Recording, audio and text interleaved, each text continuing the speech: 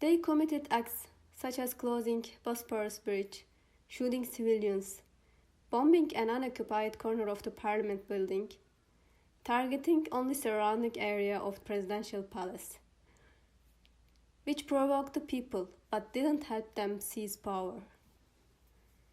These things never happened in previous coups.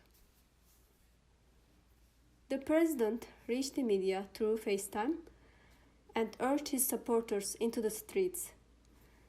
I would have told the people to stay at home to be safe.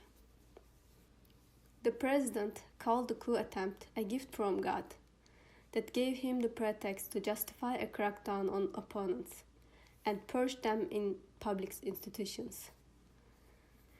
Whoever was behind the plot, the certainty for me was that it was completely illegal for people to be arrested without any evidence, and torture is a crime against humanity. On Saturday, I watched some of the highest-ranking judges being arrested on TV. I received many messages warning that any vacation leave was cancelled, and we should come to work on Monday by shuttle bus, not our private car. That's exactly what I did. About an hour later, 3 policemen came to my office and handcuffed me. I walked through the long hallways with police surrounding me. The sound of my heels broke the silence. It reflected the rebellion of my heart and made me feel strong and confident. I hit my heels harder than ever. The police collected us in small buses in front of the building. Around 1 p.m., 3 policemen took me back to my office to search. I walked through the same hallways back. They were looking everywhere for a secret coup plan, I guess. The timing of the so-called coup was wonderful regarding our workload.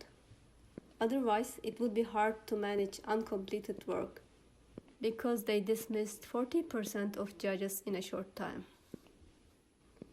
The number of judges arrested was even more than the soldier arrested at the beginning. It was so obvious, the list was prepared well in advance, that the name of a judge who died 2 months before the coup was even included. We walked through the same hallways again back to the bus. We were kept on the bus for a long time in the heat of July. It was 9 p.m. when it was time to go to my home for the investigation. I asked the police to take off my handcuffs before entering my house. I didn't want my children to see me like that. My kids were used to me coming home very late, but it was not my tradition to come home with the police.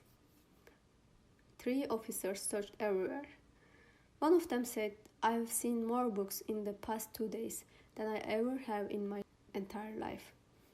The other whispered, "I don't understand why this kind of people are accused of being terrorists, but we have to do as we are told."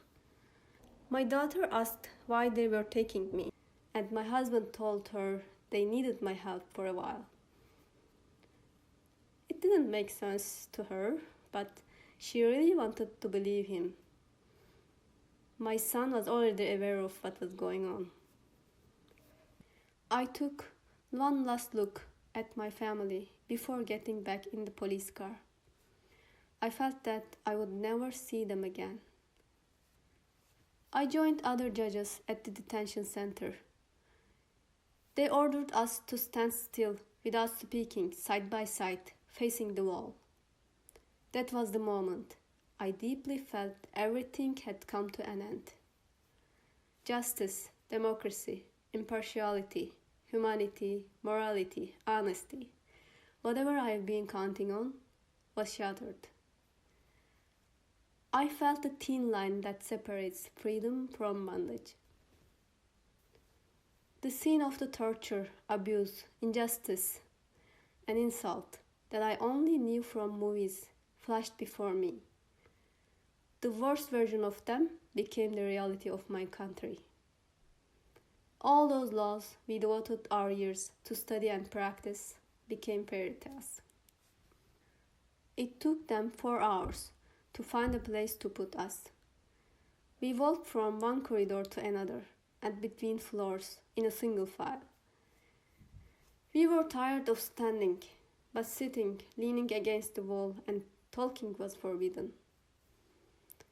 They often insulted us, accused us, and reminded us that we should be grateful for their good treatment. Finally, I was at the door of a little windowless cell, half lit by the light coming from the corridor. Inside was so crowded that I was afraid to step on someone.